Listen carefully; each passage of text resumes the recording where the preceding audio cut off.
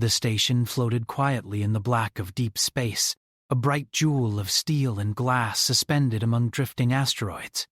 From a distance, it looked serene, but inside, life never paused. Ships docked and undocked, merchants shouted over the hum of engines, and diplomats from dozens of worlds moved with measured steps through corridors of polished alloy.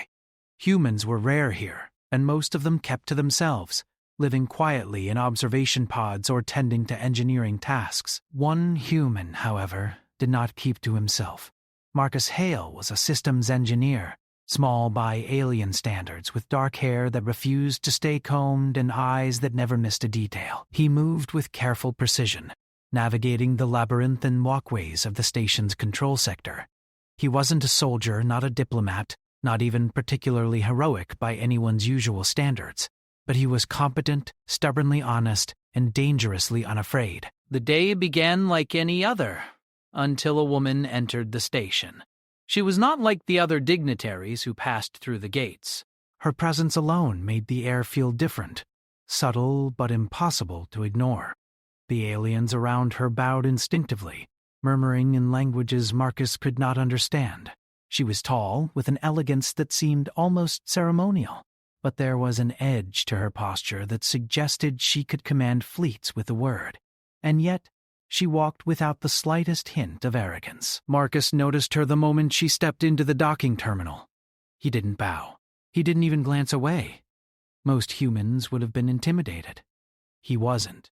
The woman's gaze settled on him, sharp and calculating. She expected deference, as everyone else had given it, but she did not get it from him. Instead, he studied the station's systems on his tablet, adjusting settings to stabilize docking thrusters without looking up. The subtle hum of power lines shifted under his fingers, sensors recalibrated, and a small alarm that might have caused a catastrophic docking error vanished before it even sounded. She paused, curious. No one had ever treated her like this.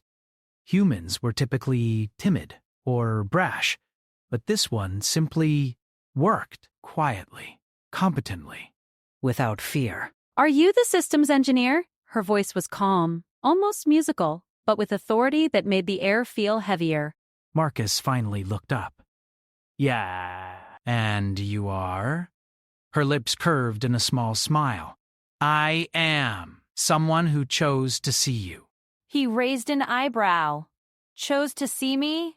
That's flattering, I suppose."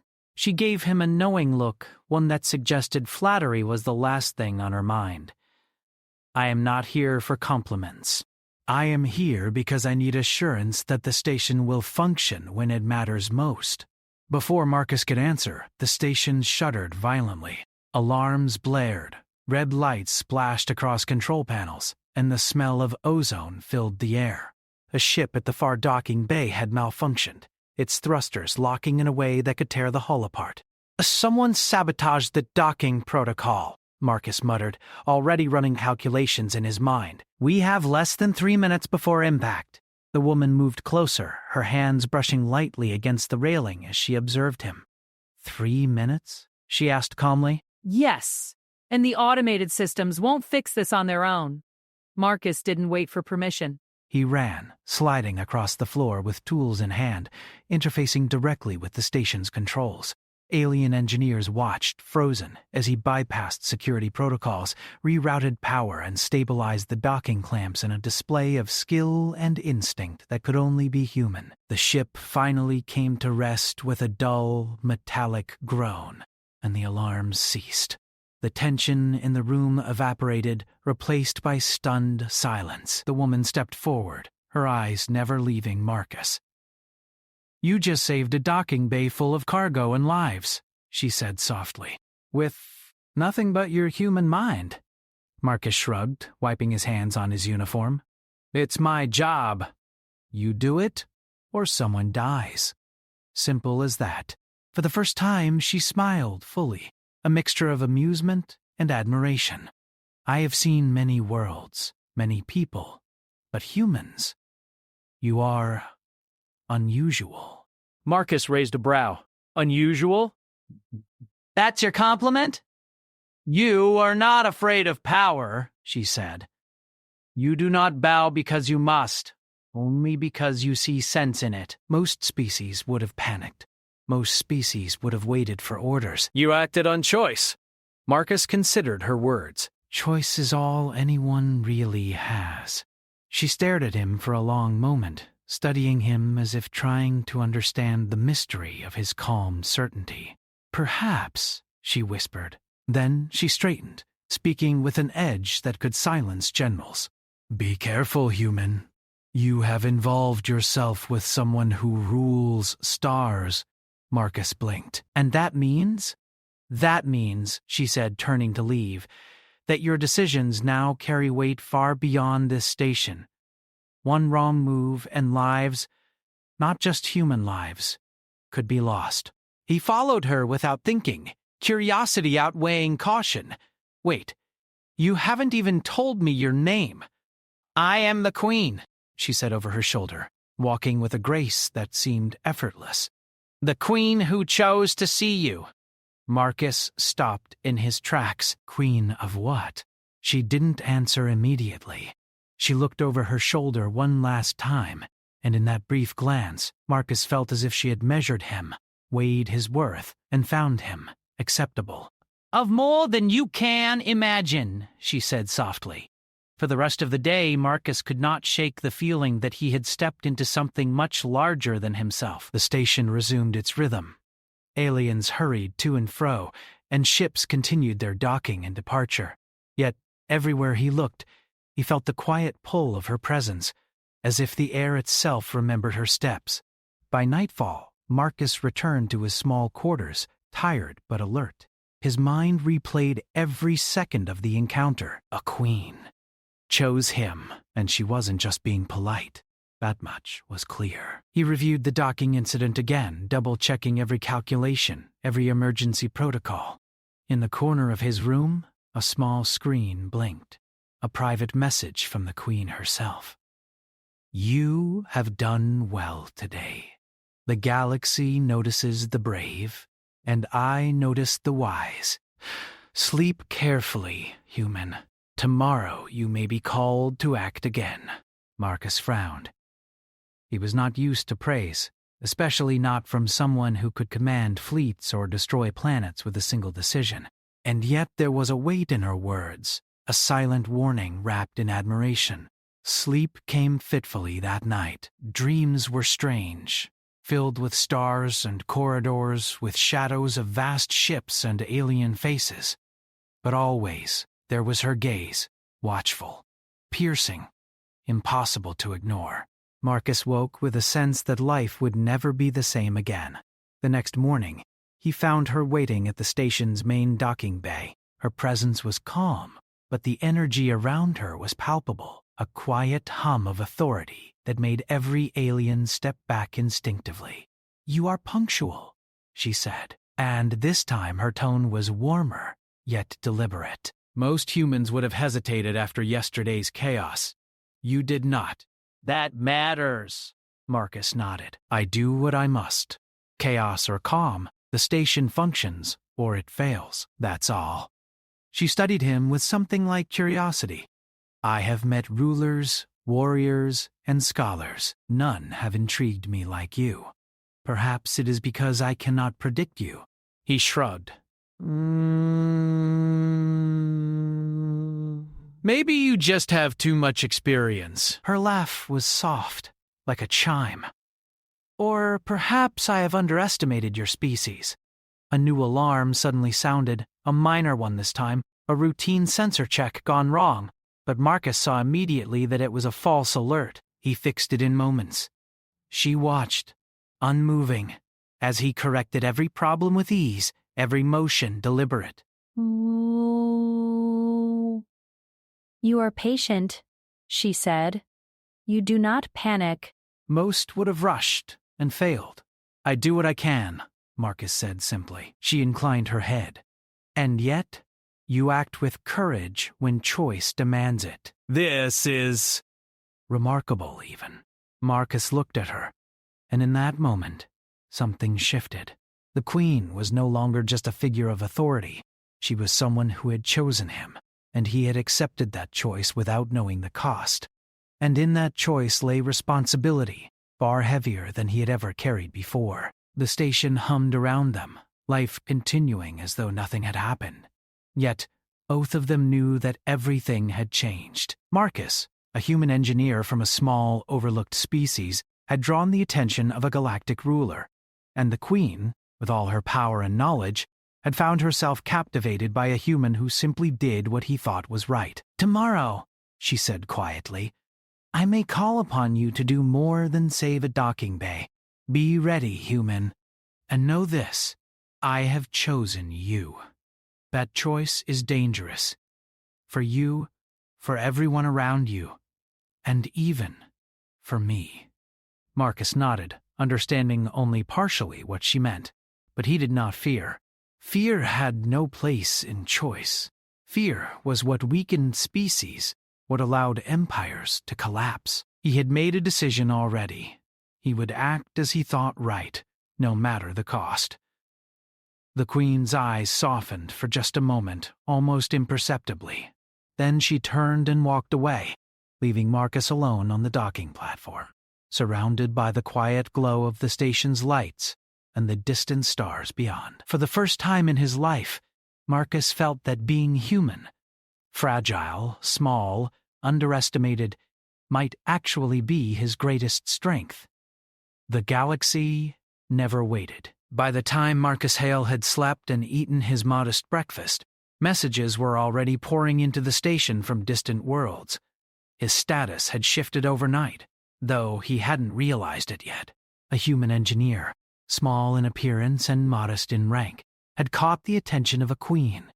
And in the political calculus of the universe, that was a dangerous combination. The queen arrived quietly, her presence unmistakable as she moved through the docking bay. She wore a simple robe today, but her bearing alone made the air around her feel heavier, as if gravity itself had shifted.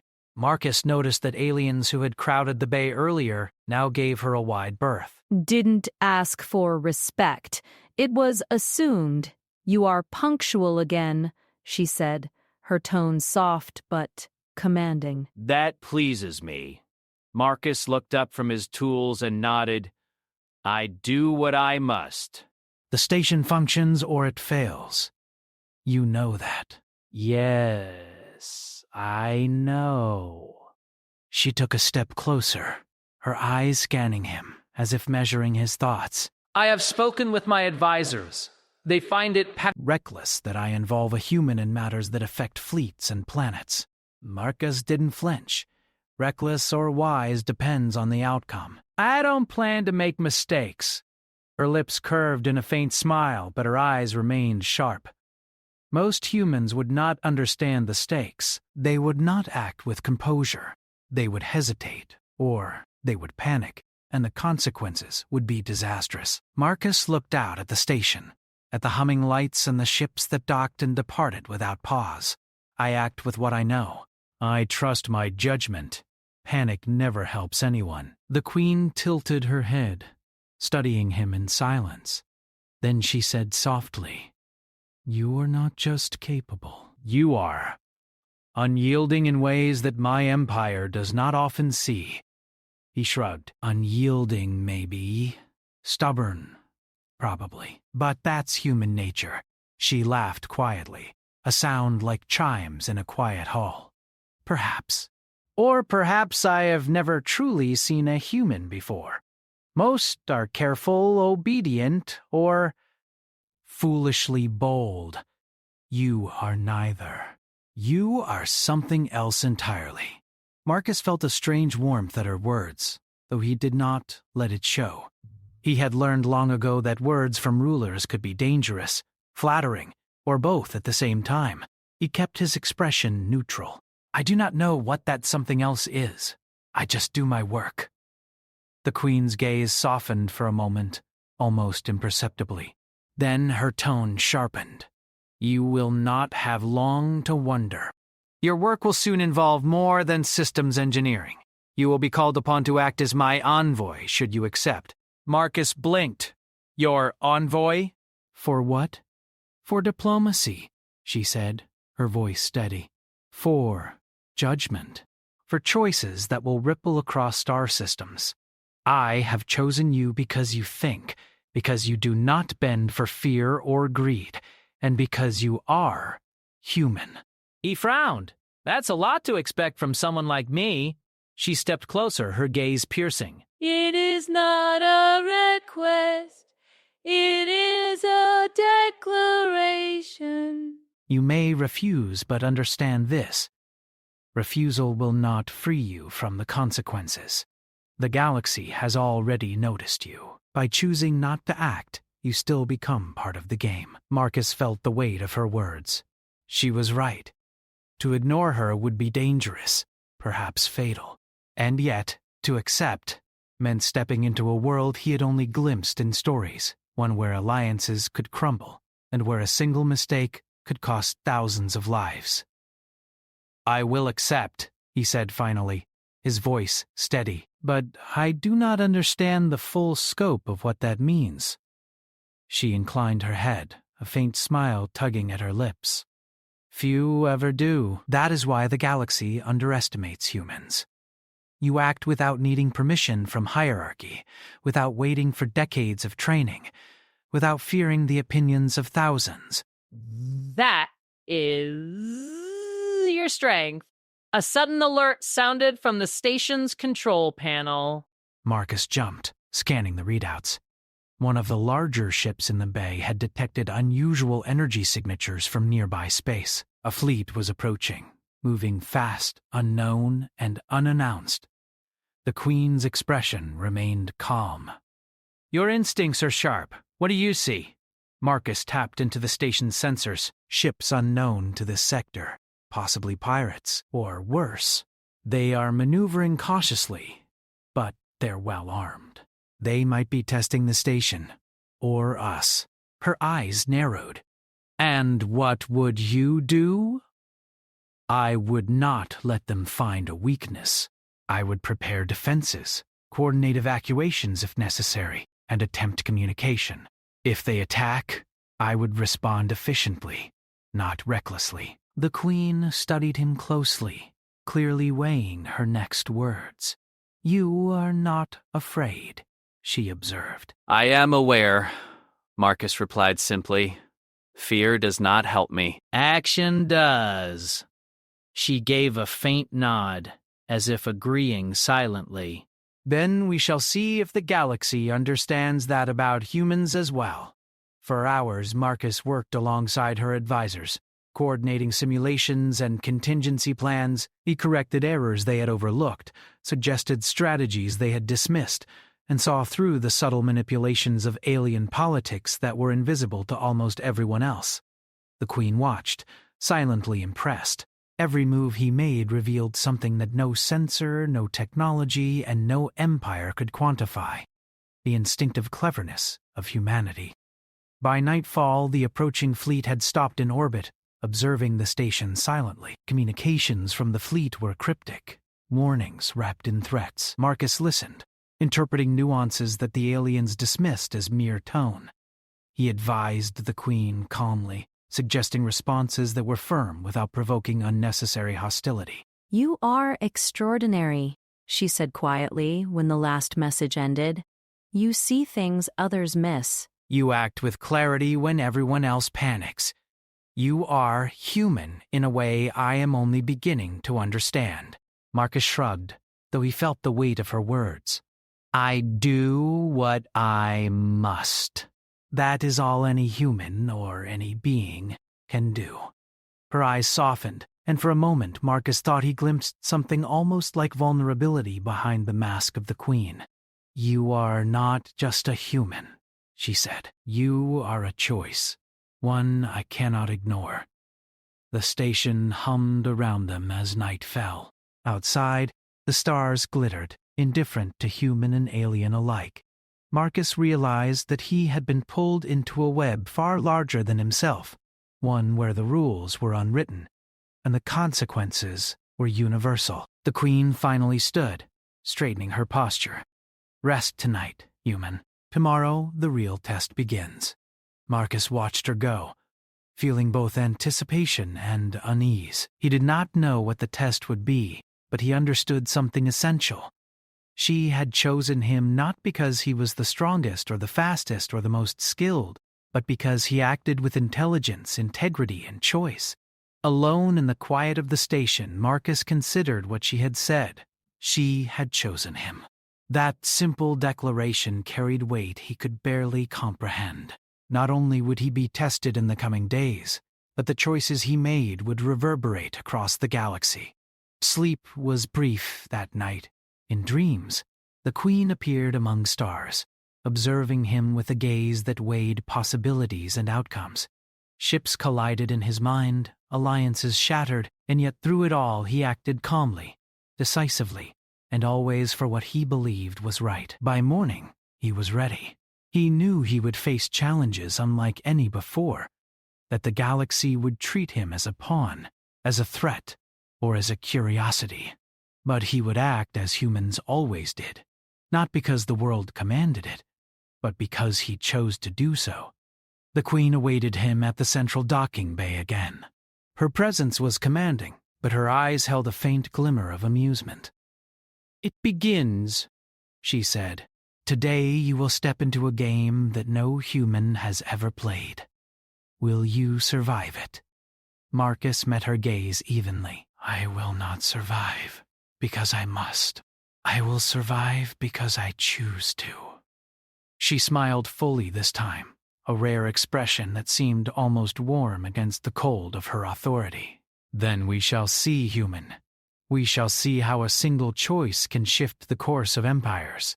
Together they moved toward the station's command center, preparing to face the unknown fleet and the challenges that lay beyond the stars. Marcus understood something vital. This was more than diplomacy, more than politics. This was a test of humanity itself, and he was ready to prove that even in a universe ruled by ancient empires, humans could not be ignored. And the Queen, for all her power and wisdom, had just discovered that choosing a human was not a simple act of curiosity. It was a gamble on the very unpredictability that made humanity unstoppable. The approaching fleet hung like a dark cloud against the stars, vast and silent, yet humming with lethal potential. Marcus Hale stood at the station's central command panel, his hands resting lightly on the controls, though his mind raced with calculations, probabilities, and contingencies. The Queen stood beside him, observing him, with a quiet intensity that made even the most seasoned alien diplomats uneasy. "They have not responded to communication," the Queen said. Her voice was calm, but her eyes flicked to Marcus, as though silently asking whether he had a plan. Marcus glanced at the incoming ships, the sensors showing their formations, armaments, and movement patterns. "They're testing us." "Not yet attacking, but gathering information. They want to see our defenses, our reactions. They are looking for hesitation." The Queen nodded slowly. Most would panic at the scale. Most would prepare for destruction rather than strategy.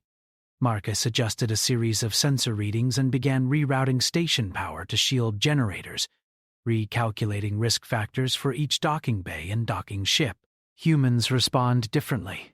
We don't fight only because we fear. We fight because we choose to act. Her eyes studied him, measuring his words. "Your species has an unusual way of surviving. Most empires rely on fear. Humans rely on something I do not yet understand fully. Perhaps instinct, perhaps courage, perhaps stubbornness." Marcus smiled faintly. Maybe all three. Maybe just the refusal to let fear decide for us. The Queen leaned back, letting him work, her silence a powerful pressure. Hours passed as he monitored the fleet's maneuvers, adjusting shields, coordinating with the station's automated defenses, and preparing contingency plans. Alien commanders around him muttered in frustration. They could not understand his methods, could not predict his logic. Finally, the fleet transmitted a message, blunt and threatening. "Human engineer, you are far from your world. Surrender the station, or witness destruction." Marcus studied the text, analyzing its tone, origin, and timing. They are trying to intimidate us. They believe fear is universal. They do not know humans. The queen tilted her head, intrigued. And how will you respond? Marcus typed a precise sequence of instructions into the communication array, sending a calculated response. We will not surrender. The station is neutral ground. Any aggression will be met with defenses proportional to the threat, but we offer communication, not destruction. Silence followed for a tense minute. Then the fleet shifted formation, scanning more aggressively but holding their position. It was clear Marcus had unsettled them. His calm defiance and clarity of purpose confused an enemy who expected hesitation. You see, the queen said softly, most would have sent threats, retaliated immediately, or panicked. You acted with both courage and restraint. That is remarkable. Marcus shrugged. It's simple. Panic doesn't win battles. Preparation does. Clear thinking does. The queen's eyes flickered with admiration. You make it look easy. But this is only the beginning. The galaxy will not forget that a human stood firm here. Within hours, envoys from neighboring empires arrived at the station, their ships hovering at the edge of docking bays. They carried messages, demands, and thinly veiled threats. Each message assumed Marcus was a pawn, that the queen had selected a human who could be manipulated. They were wrong. The first ambassador approached the command center, an insectoid being with iridescent carapace and sharp mandibles. His voice hissed in translation, Human, you are out of your depth. The queen's choice of you is unwise. Step aside or suffer consequences.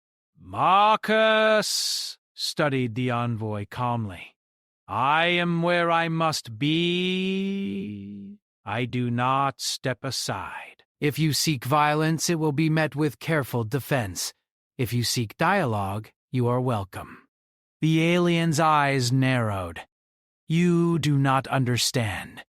You are alone, fragile, and inexperienced.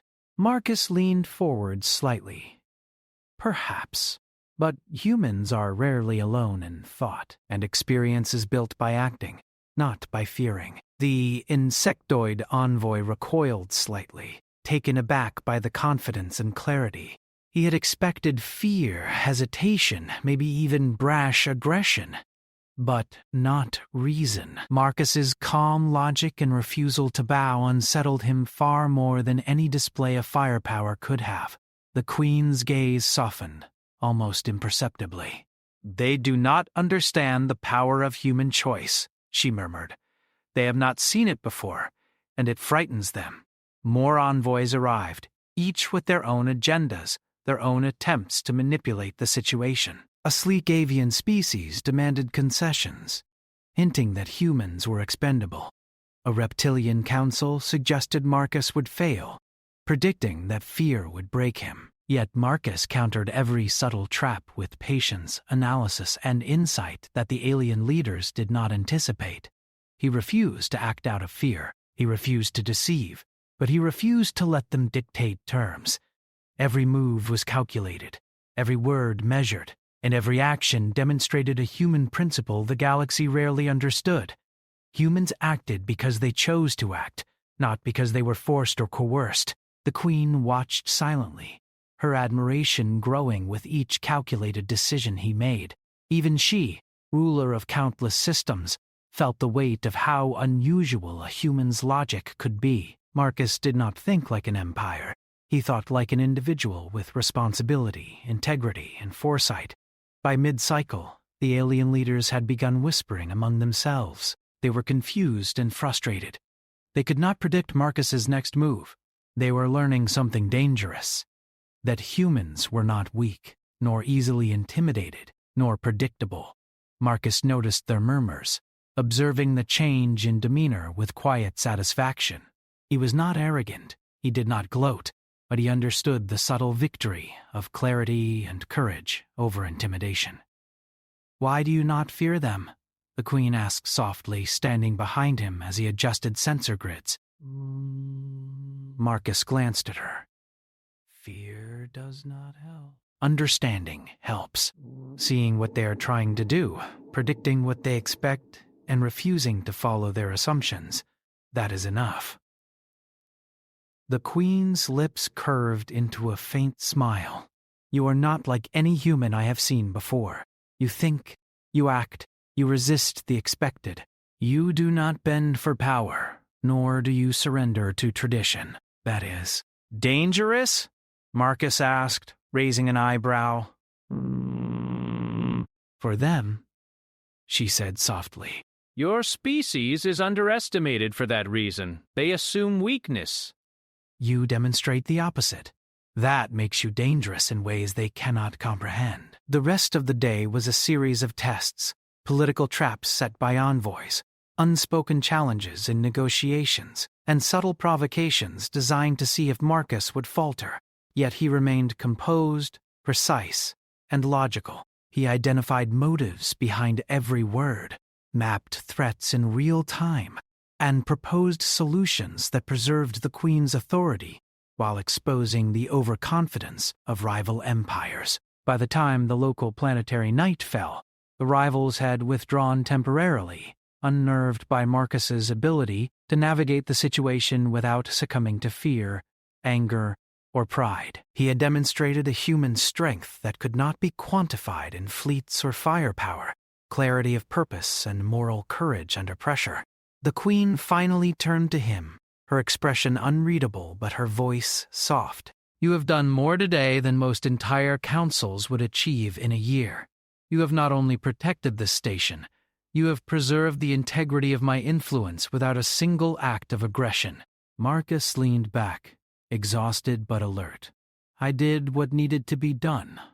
That is all. She studied him, and for a brief moment she seemed almost vulnerable, as if weighing the full implications of what she had witnessed.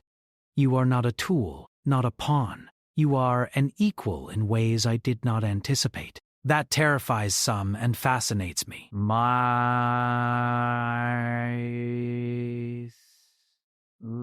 Marcus met her gaze steadily. I am only human. Human, she repeated, almost as a mantra. Yes, that may be the most dangerous thing in the galaxy. Outside, the stars stretched endlessly, indifferent to humans or aliens, kings or queens. Yet inside the station, the power dynamics had shifted. A single human had stood firm against fleets and empires, demonstrating that intellect, courage, and moral clarity could rival the authority of rulers who had commanded entire systems for centuries. That night, Marcus reviewed every decision he had made, every strategy he had employed. He was aware of the subtle threat that still lingered. The galaxy would not forget his actions. There would be consequences, challenges, and attempts to undermine him. Yet he also knew something vital. Humans were underestimated because no one expected them to act with such combination of insight, persistence, and independence. And that, Marcus realized, was precisely why the Queen had chosen him. For the first time, he understood fully what she had meant. Being chosen by a queen was not an honor. It was a responsibility, a test, and a warning.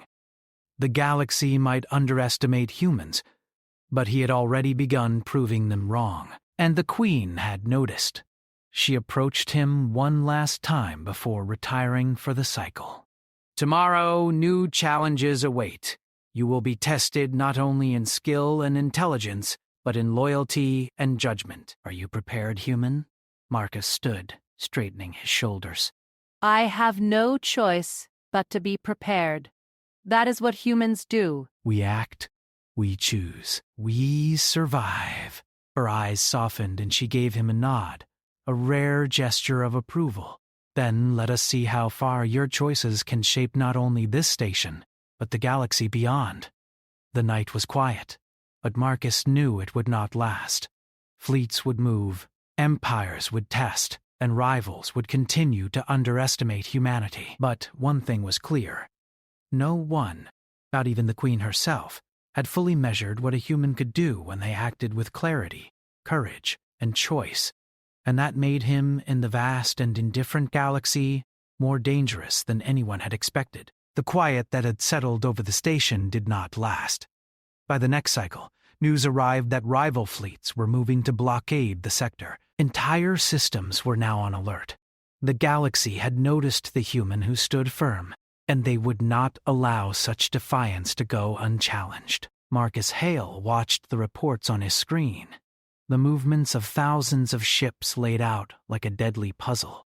The Queen entered the command center, her presence calm but full of authority. "They will not stop until they test the limits of your courage and the loyalty of your species," she said.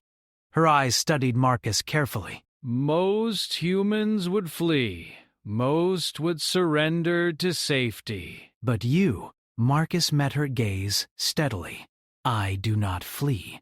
I act, and I do not surrender what I have chosen to protect." Her lips curved in a faint smile. "And that is why I have chosen you." Humans act with intention. Even when they are outnumbered, even when the odds are impossible, they act.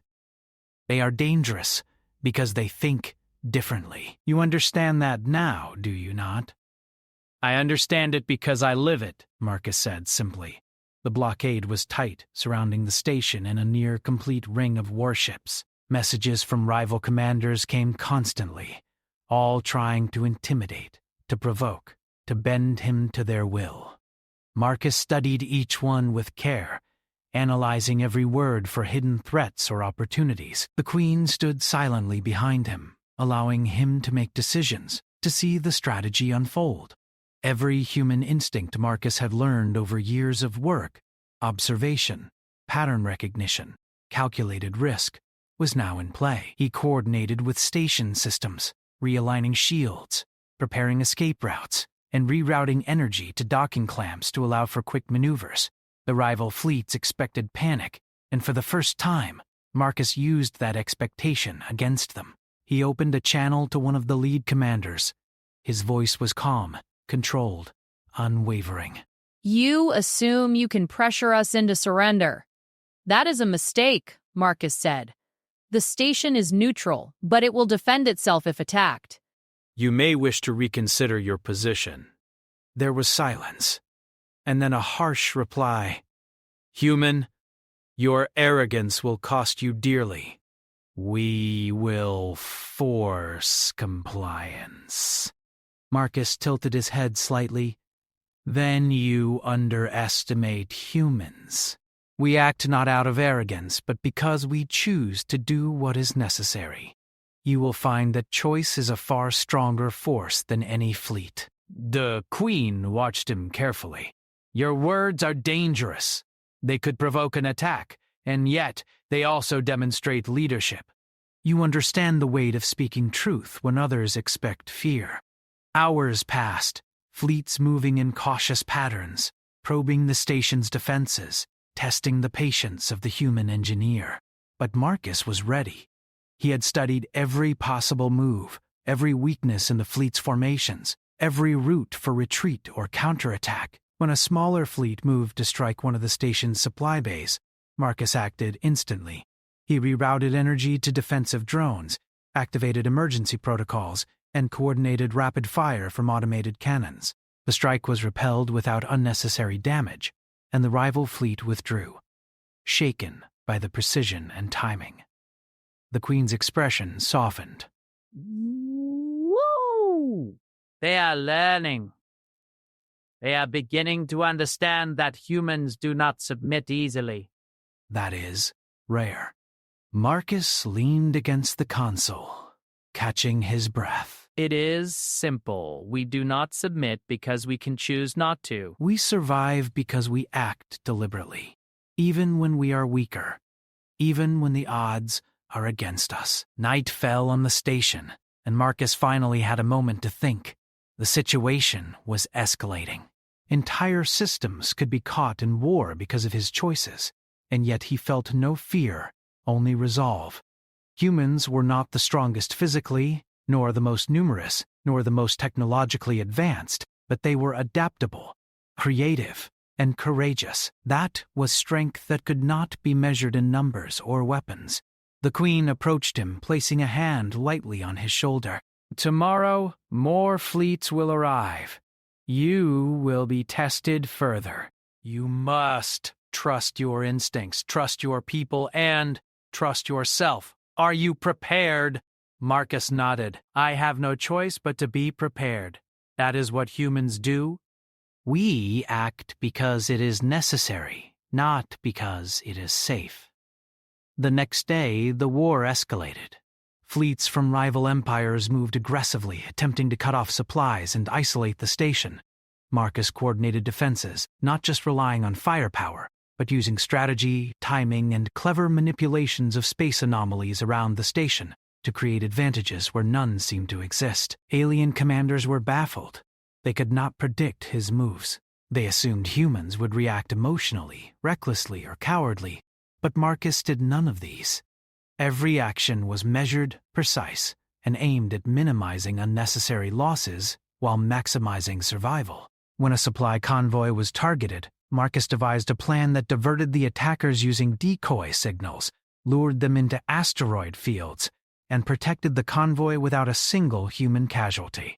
Even the Queen's seasoned admirals watched in awe, realizing that the humans' ingenuity had saved more than just material. It had saved trust, credibility, and morale.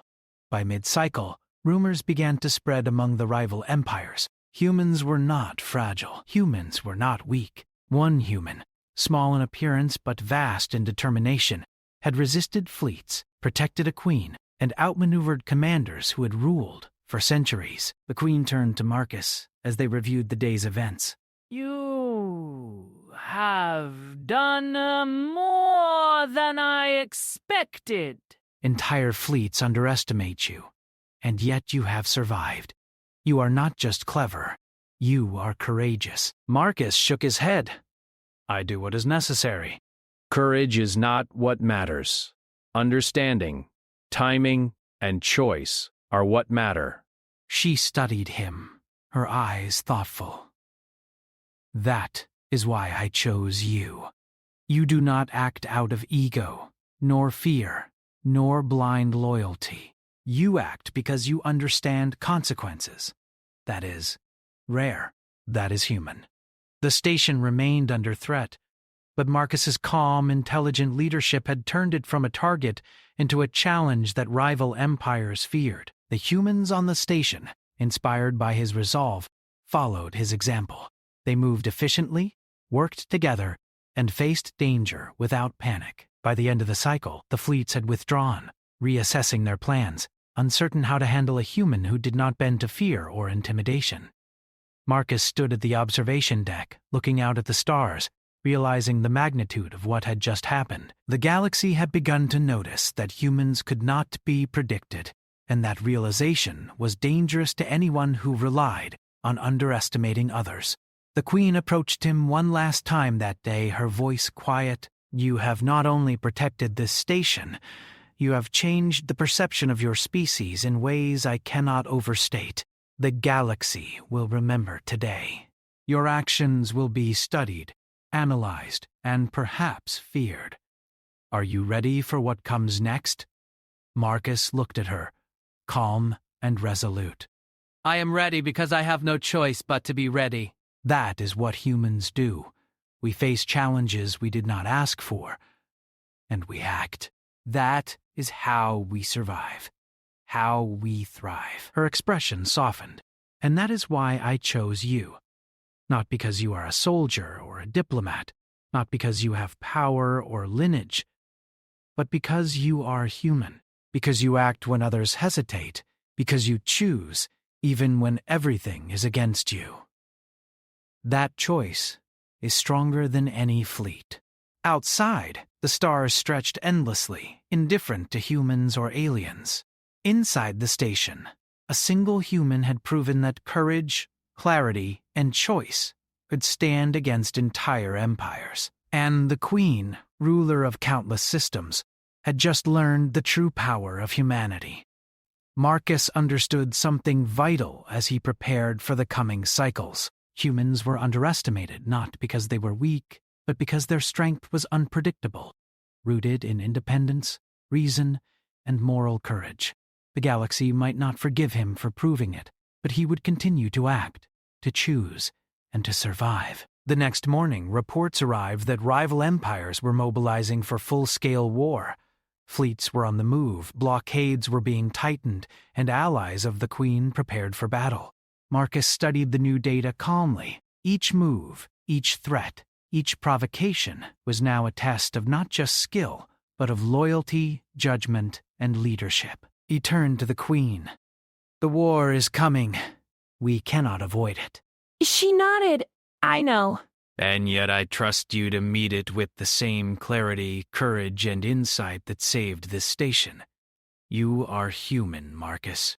That will be your greatest weapon, and your greatest challenge. Marcus took a deep breath. Then we act, not because we are commanded, not because we are afraid, but because it is necessary. That is what humans do. The Queen's eyes softened with something between admiration and relief. Yes. That is why I chose you. Let the galaxy see what humans can do.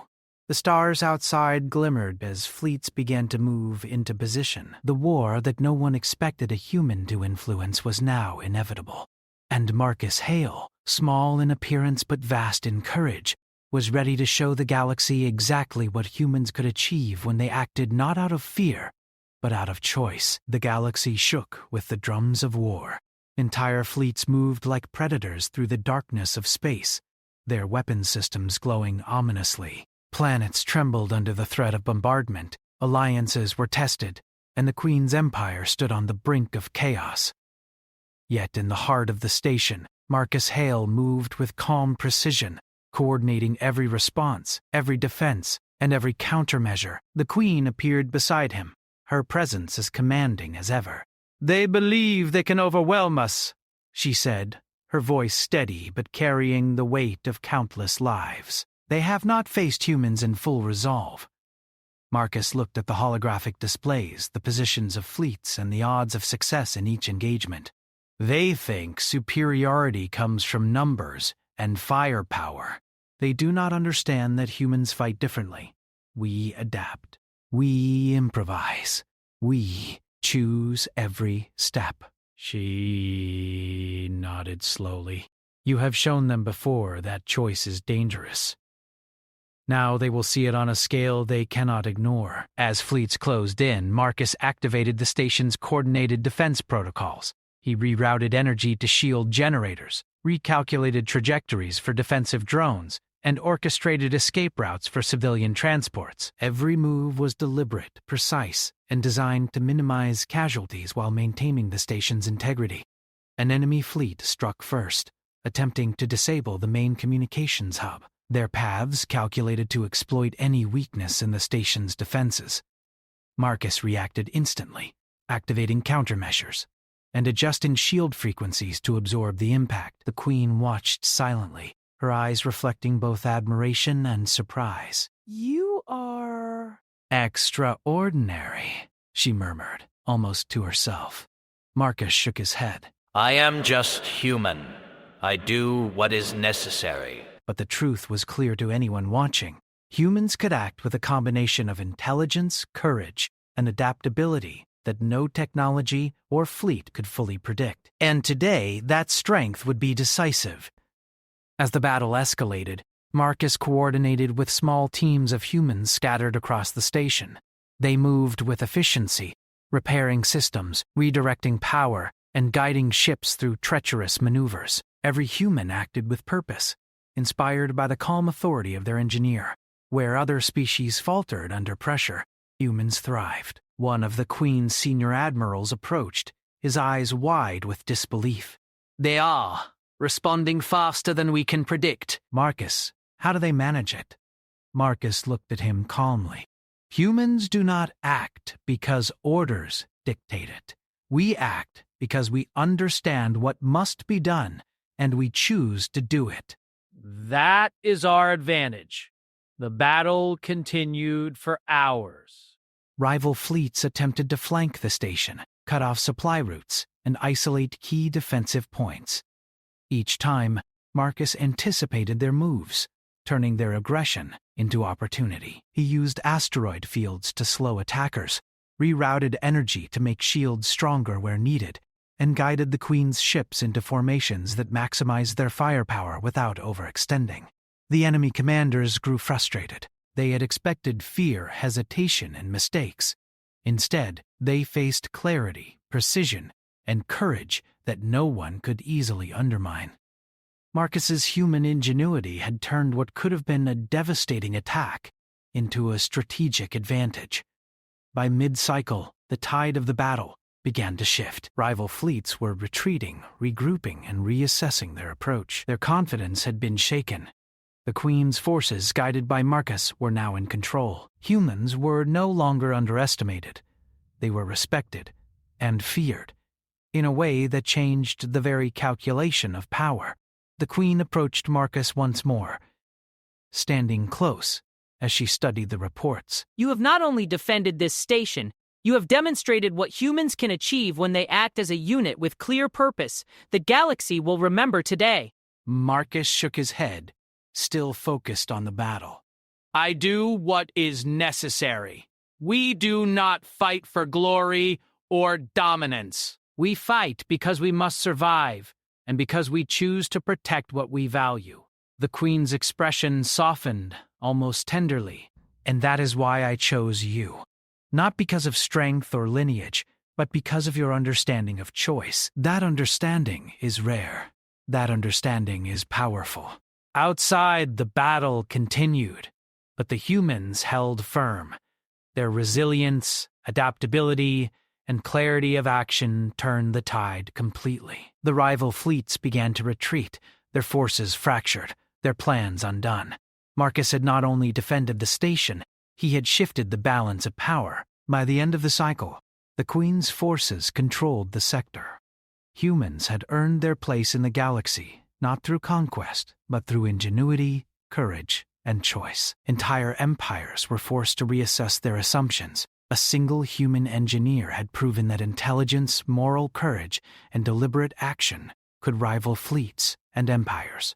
The Queen approached Marcus one last time in the calm after the storm.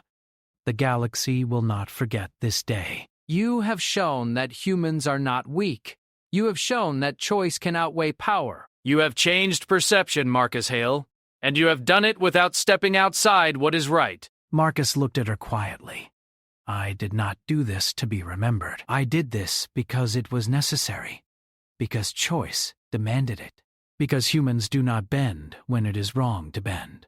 She studied him, and in that moment she seemed more human than queen, more companion than ruler. You are... extraordinary? I chose well. The station was safe. Fleets returned to their territories, reassessing alliances, and recalculating the value of humanity. The humans who had fought beside Marcus returned to their duties, their heads held high, aware that they had proven something fundamental. Strength was not always measured in numbers or weapons, but in courage, intelligence, and the ability to choose. Later, Marcus and the Queen stood on the observation deck, looking out at the stars. Silence stretched between them, comfortable and profound. You have changed the galaxy, the Queen said softly. Not through fire, not through conquest, but through choice. Humans are underestimated, yet you have shown the power of your species. Marcus nodded. We survive not because we are strongest, but because we act deliberately. Because we choose. That is what makes humans dangerous, in a way empires cannot always predict. She turned to him, her expression serious yet warm. And that is why I chose you, not as a pawn, not as a tool, but as a partner. Your choices saved this station, perhaps even this sector. Your species now has a place that cannot be ignored.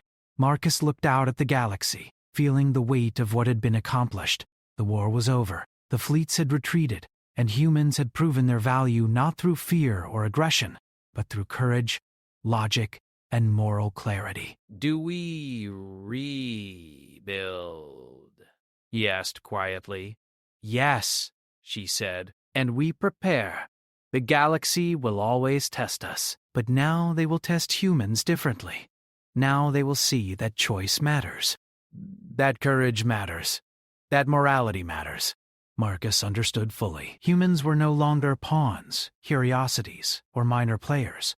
They were a force, unpredictable yet deliberate, underestimated yet unstoppable when acting with clarity and purpose. The Queen placed a hand on his shoulder. You have done more than survive, Marcus Hale. You have demonstrated what it truly means to be human, and I am proud to have chosen you. He looked at her quietly. I did what I had to do. That is all humans do. She smiled, and for the first time, her smile was not of a ruler commanding loyalty, but of someone acknowledging a true equal, perhaps. But what humans do can change everything. Today, you proved it, and tomorrow, who knows? The stars stretched endlessly before them, vast and indifferent, yet filled with potential. Empires could rise and fall, fleets could strike and retreat, but choice, courage, and human ingenuity endured. And Marcus Hale, small in appearance but vast in determination, had shown the galaxy exactly what that meant. The Queen stood beside him, a ruler of countless worlds, and the human who had refused to bow stood quietly, a reminder that strength often came not from might, but from intelligence, resolve, and the freedom to choose. Together, they had survived, they had triumphed, and they had reshaped the future of the galaxy. And as the stars twinkled in silence, Marcus understood something profound. Humans may be underestimated, but they are never powerless. Choice is eternal, courage is contagious, and the galaxy had just witnessed the unstoppable force of humanity unleashed through one determined individual. The war had ended. The station was safe. Fleets would rebuild, alliances would shift, and the galaxy would take note. But the humans, led by Marcus Hale, would always remain an unpredictable, unstoppable presence, because they acted with intelligence, with courage, and with choice. The Queen placed her hand lightly on his arm. You are no longer just a human among many. You are the human who changed the course of worlds. And I am fortunate to have chosen you. And I am fortunate to have a choice worth defending. Together, they turned to face the stars, knowing that the galaxy would never underestimate humanity again.